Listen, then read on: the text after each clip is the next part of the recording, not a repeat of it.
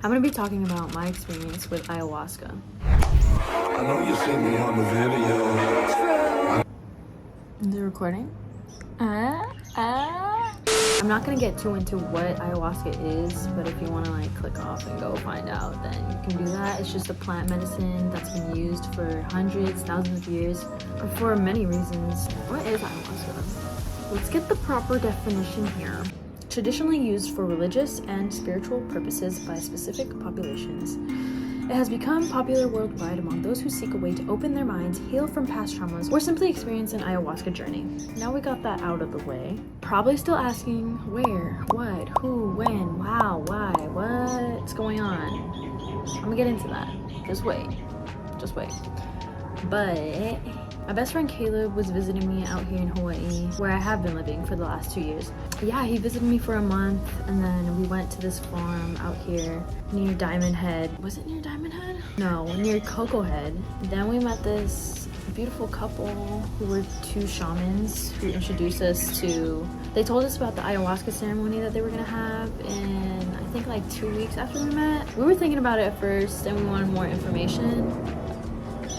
So we got the shaman's information. The ceremony was gonna be on my mom's birthday, July 10, 2021. And my birthday is July 8, so I kinda wanted to do it for both of our birthdays. And Mama Ayahuasca, we call it Mama Ayahuasca because it's very feminine plant medicine, which explains why my experience. The shamans were really nice. They call each other their twin flames. They made us feel safe, and they were pretty hot. I'm not gonna mention their names. I don't know if they want me to include that, so I'm just gonna be like woman shaman, man shaman, and that's that. Yeah, and then we thought about it. Caleb and I thought about going along with the Aya ceremony. Then a few days after that, Caleb and I were just like considering if we should do the Aya ceremony or not. We came to the conclusion like, fuck it, we're ready, let's do this, we're gonna make it happen, everything's gonna be fine, we're trying to face ourselves and our traumas and heal and really just keep leveling up and see what's going on in the depths of it all. Of the universe. Wow, that sounds pretty intense. Well, it was intense, but it was a beautiful experience. The shamans sent us an email about how kind of like the week before we're supposed to rid ourselves of everything that's bad for it in a way, like no drugs, no alcohol, no sex. Yeah, I think there was like no sex. I don't think I was having sex at the time, so that was not a problem. But yeah, no junk foods. No vaping, none of that bad shit. But yeah, I think we stayed away from meat too. Well, I haven't had meat, or I mean I only eat seafood, but Caleb was being vegan that week too. More plant-based. We were both trying to be very, very on point with it and healthy, which we did. We were on top of it. I think in a way we were kind of like scaring ourselves leading up to it, because the experience sounded just like very intense, and then we were watching like a lot of videos on it, which we probably shouldn't have done because then like the expectation was there, but we were trying to just get rid of those. But leading up to that day, the couple weeks passed and we were ready. We were on it. Caleb went on this whole ass hike in my backyard. He was gone for a few hours the whole day, and then only had like a banana, or I think it was just a banana to eat. He was ready. He was ready to go. Really deep in nature. Exactly. We're in good hands, right? Yeah. You just met them a week ago, but yeah. I think we're good. I'm going in there confidently, knowing that like I'm mentally am capable of this, done some things. I feel like I have the mental agility to take on this. I think so too. Considering you were there in spirit when I was having that ego death in Bali. Yeah. I literally thought I was fucking dead. So if I could handle not one ego death, but maybe I think I've had like 3. I thought you were gonna say during that one trip, I was like, damn. No, that was the whole entirety of the triple homicide. Fuck. Get the fuck out. Yeah. No, double homicide for us when we go. I know, ayahuasca. literally, we both have fucking ego death. Oh my god, it's gonna be my mom's birthday. On the 10th, right? Crazy. That's my stepmom's birthday. Whoa! What the fuck? Wait, actually? Yeah, legit. That's a trip. And we're doing Mama Ayahuasca. This is I on told some my dad that I was shit. gonna do it, and he was just like, really? I have to come back and change it. I I didn't can't know what believe happened. you told him that. Yeah. I'm like the bad influence. No, my dad's not even surprised. Like, I told him that I did shrooms and how me and my mom did shrooms and a few other things. And he was just like, wow, what was it like? I think he's more curious than, like, upset. You can't be upset. I'm a grown-ass man. Yeah, I think my intentions when I go in is to have more self-clarity. Like, I want to be able to just fully embody myself, love myself unconditionally, which I feel like I do, but I feel like there's definitely some doors that definitely need to be open, and probably some traumas that I definitely need to face, like not looking forward to, and I'm also looking forward to like the great parts, like the beautiful parts, like, you know, being so happy and in love with myself. I think that's something I'm looking forward to, because I feel like that's maybe something that's stopping me from my success currently. So that's my intention. Maybe it'll open doors to show me the right way to wherever I need to be going. Kind of Maybe some shadow. Yeah. Yeah. Because I said, he asked me what my intentions were for our eventual ayahuasca trip or journey. And I thought I would just leave mine pretty open-ended, because I'm not going through any crazy transformations or something drastic like a death or a breakup or something like that. I mean, we still have like 11 days before it happens, so knock on motherfucking wood. Yeah, I'm not going through none of that happens. Yeah, I'm not going through anything crazy right now either, but I think I would just want to see what I need to see. Maybe something that needs to be brought to my awareness or light. Something in the shadows that's working that I'm unaware of and just maybe suppressing or ignoring. Nothing in particular, but I'm sure it'll show. I mean, that other ego death was very fucking nuts. It was nuts. I knew I was feeling the shroom shake in Bali when I had to go take a shit, so I went to the bathroom really quickly. I was like, Mom, where the fuck is... Well, I didn't say where the fuck is the bathroom. I said, where's the bathroom? And we dipped. And then the fucking toilet started to dance. So I was like, oh my god, it's happening. And I looked at myself in the mirror. I was like, oh. Yeah, you know that, do that one. Whoa. And then I got out of there. No mirrors there. I was like, oh shit. I feel it in my heart, in my ass. Do you think that's the same like effect on ayahuasca? Like you should look into the mirror or something? Well, we're gonna be sitting in the circle, and we can't break the circle, right? So. Yeah, I don't know if I can sit still. I think maybe the biggest concern I have is sitting still, like, or just not shitting ourselves. Yeah. I'm literally contemplating if we should go buy some Depends or some shit, like on some real shit. Honestly, I would wear an adult diaper for that. Me too. But maybe if we follow everything like they said to. But the fact that it's still a possibility though is like. Wait, but she never mentioned that she shit herself, right, in the video? She didn't, but she said that she was missing a lot of details. So I don't know. She probably don't maybe remember. Maybe she didn't want to expose herself for shitting. Maybe she didn't want to. I don't know. I would expose myself. I want Me people too. to know. Like, yeah, I shat myself. The Like, whole thing. I would recommend. I mean, you have to own it, so then no one else can expose you. Yeah. Yeah. You know, just to be note, like, a little side note, I've been offered ayahuasca at least 3 times already in my life. And I feel like now is the first time like I'm actually ready to take that on. It just feels right. It feels like the perfect environment to be able to take it. Same here. I've been offered in LA before. Yeah, It's a friend of mine, and then I guess it wasn't the right time, but now is the right time. Alright guys, catch us in a week and a half. Yeah. We were all supposed to wear white, but I don't think some of the other people that were at the ceremony, They don't know wearing white. but that didn't really affect anything. The ceremony was like around sunset time, drove us there. We brought yoga mats and like blankets and pillows to like lay on. The white shirts and the wheat thins. You know, the wheat thins, you gotta keep on. The wheat. So we all had like, I think there were 3 other people with us. When we got there, we just kind of like introduced each other, and we're setting up where we're gonna lay like around the fire. It was really nice. The breeze was going, the fire was on. There was like a view. If you look out into the distance, you could see like the ocean. It was beautiful. We all didn't really talk much since it was all like a very individual journey. The whole time there was like music playing. A lot of it was not in English, but then they said from the beginning, like, it doesn't matter, just know that everything is from a place of love. Yeah, everything we talked about gave us like a little background in the beginning, and then we had our first dose. Caleb was the one to go up first. Oh yeah, and then also he was placed over there. There was this guy in between us. Like Caleb, this guy next to us, me, and then these like 2 or 3 other girls over there. I don't really remember. They asked like who wanted to go up first. Caleb was like, alright, I guess it's me.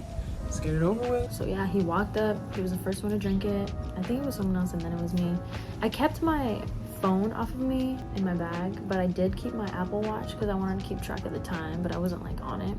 I drank my first dose. I went back to my little bed and then was just like laying down, kind of like trying to be in a meditative state. One of the shamans came up to me and then gave me rape, which is this tobacco that kind of helps you become placed more in a meditative state. Rape is supposed to be ingested through your nose once you breathe in.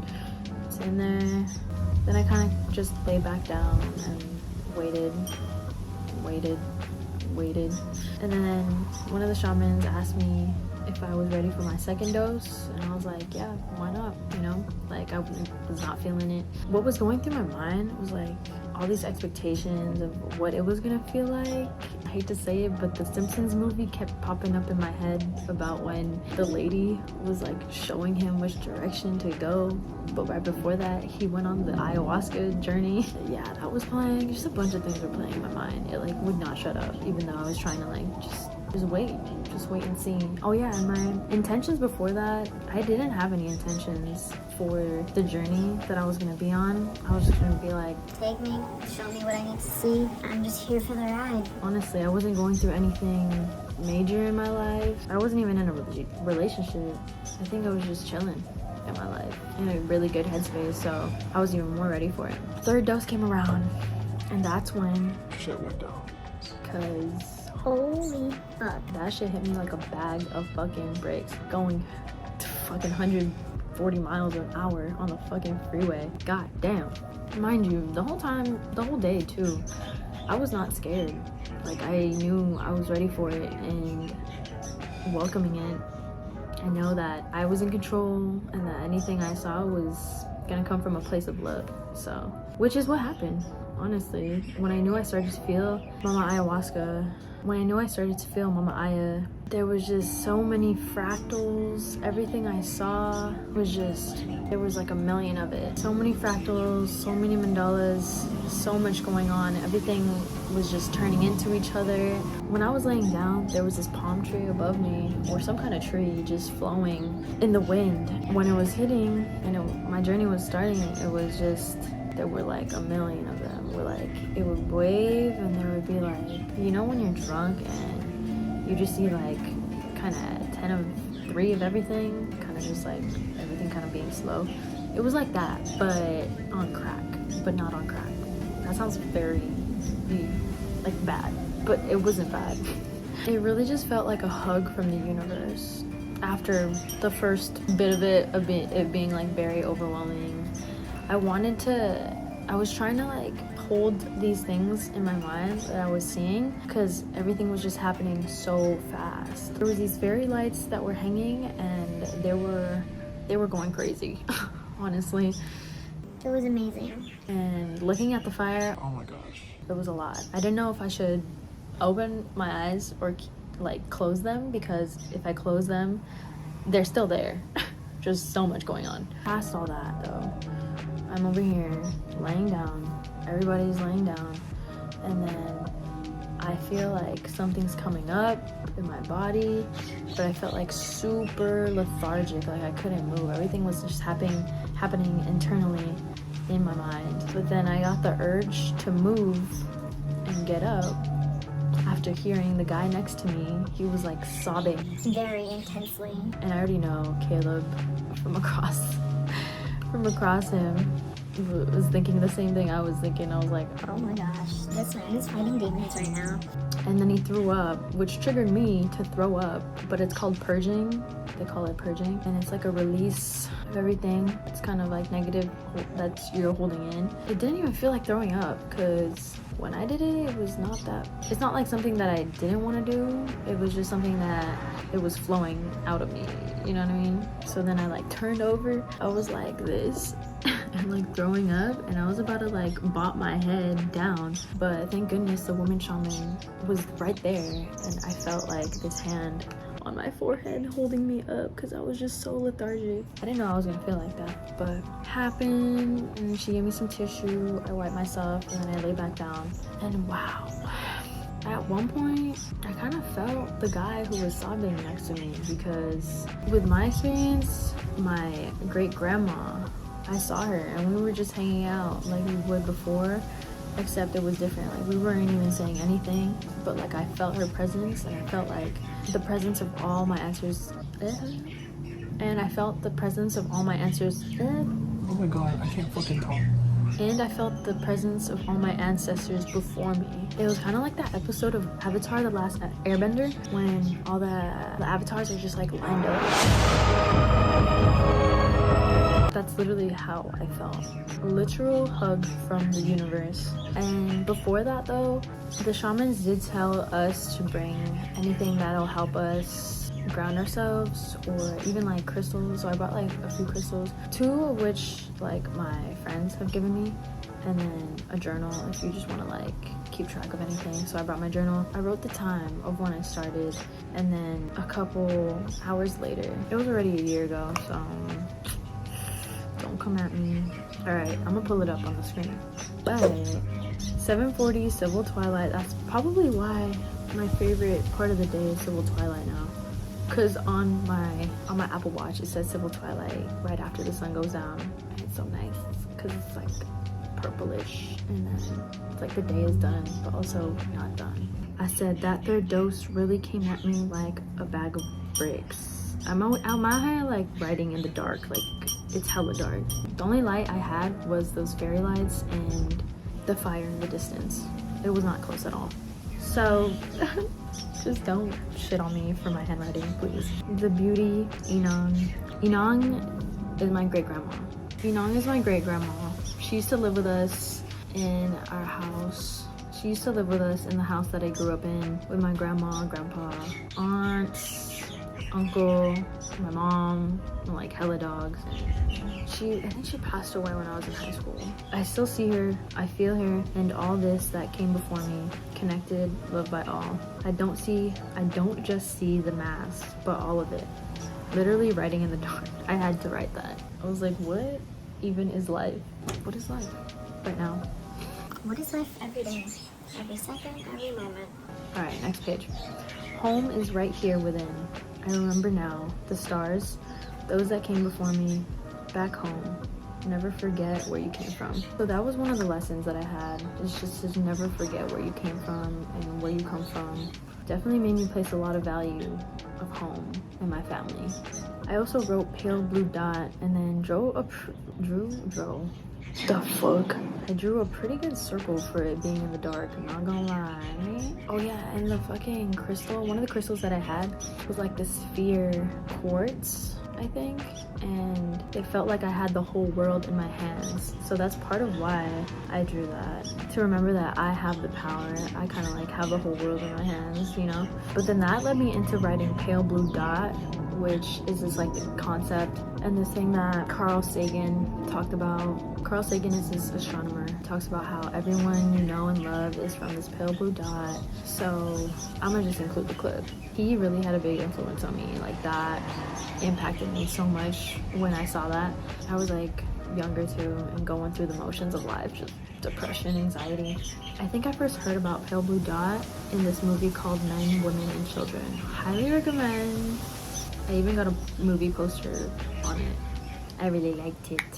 One is all is one. As above, so below. Mama Aya did not miss. She hit me like a fucking Truck.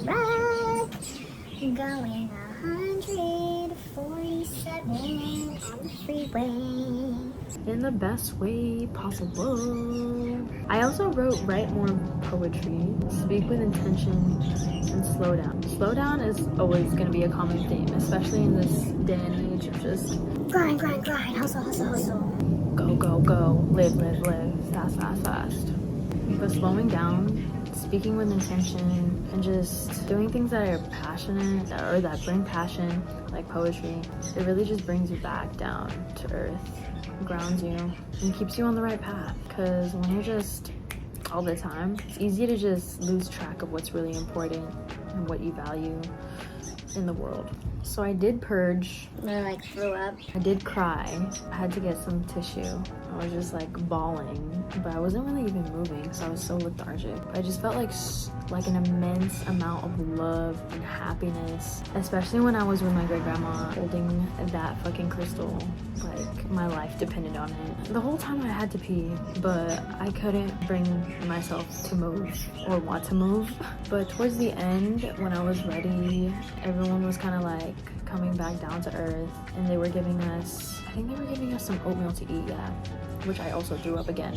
I saw Caleb was able to get up to go pee, so then I was like, all right, I could do this. So I waited for the shaman to come back and help me. Then I was just feeling wavy. I almost fell when I got up. I felt like I had to grab onto something. And then he helped me.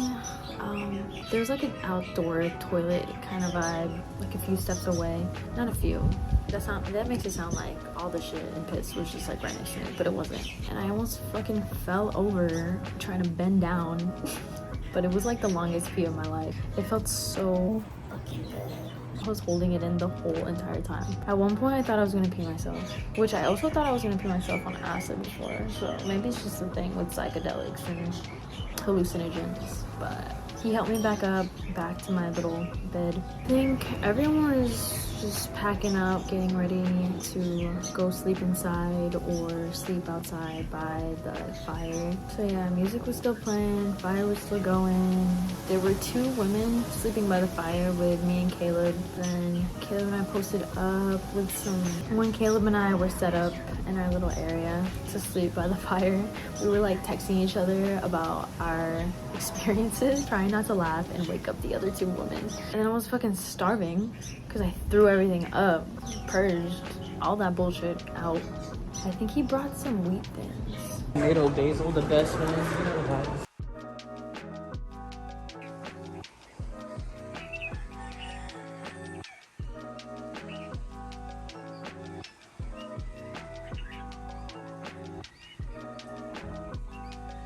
So I was like, yo, pass me the wheat. Like, be quiet. And of course, when you're trying to be quiet is when you're the fucking loudest in the room. But then it was fine. Like, we weren't that loud. We were just trying to catch up with each other after going on that individual experience. His experience was like a bit different than mine, for sure. His was more like a self-love tip. And I was like, remember where you come from. Like, you got the power in your hand. We're all connected. It's all love. Ancestors are always looking out for you, and they're always gonna be there. Oh yeah, one of my other lessons was like, you're never alone. Everything that your ancestors did has led you up to this moment right now. So everything that you are is not for nothing, and you hold hella value, hella weight in the world, immense gratitude for life. Literally everything. I think we slept for a couple hours, and then the sun was coming up. It was hot as fuck. I drove home. I'm able to drive, and I think the whole time we were kind of quiet in the car because we were just digesting everything that had happened before. The whole experience, I think, was around like 5-6 hours. I think it was a little longer for me because I was still throwing up that oatmeal they gave us, which was good. It was good though. Whole day we were just coming back down from earth and sharing like stories of what was going on inside and how that guy next to us was fighting some demons. I was like, well, we all have our demons to fight. Motherfucker got hands. I think I'm due for another ceremony, honestly. I'm in a good mindset again. I'm not going through anything heavy. I don't think I would have any intention again, but I would just be like, show me what I need to see. And it might, who knows, maybe I might get a similar journey, but I doubt that. I feel like it would just show me another side, another lesson, another blessing. There's been so many times where I've talked about my experience afterwards, like in between now and July 10, 2021, when it went down. And every time I feel like I talked about it, it brought me back to that moment of like complete love, bliss, and those lessons again, just reinforcing it. Yeah, we'll do it again. It was wonderful.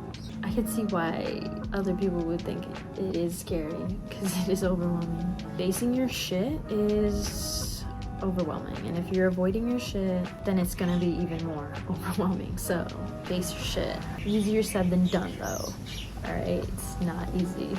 And it honestly also taught me that if I can go through that experience, then I can go through a lot of very overwhelming experiences. I had to put my breathing in manual at one point.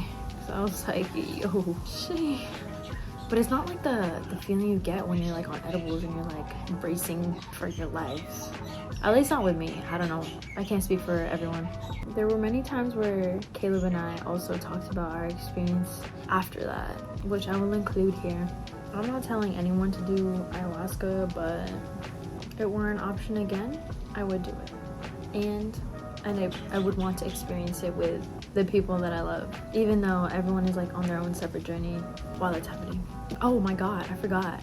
Like a few times where the shamans would come up to me and be like, how are you feeling? And at one point, I think the woman shaman came up to me and was like, how do you feel? Or what do you feel? And I was like, everything. Best hug from the universe. Alright, wait, you have to see this view. Like what? Mother Nature really went off when she did this, huh? I forgot to mention that since Mama Aya has a lot of feminine energy, I felt like the presence of every woman in my life there with me. Just like literally fucking hug from the universe.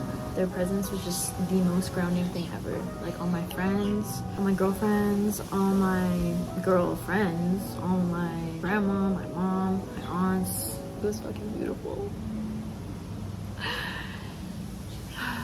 Whole nother appreciation for women. Alright, anyways. A bag of nuts. Nuts. God, That shit is beautiful.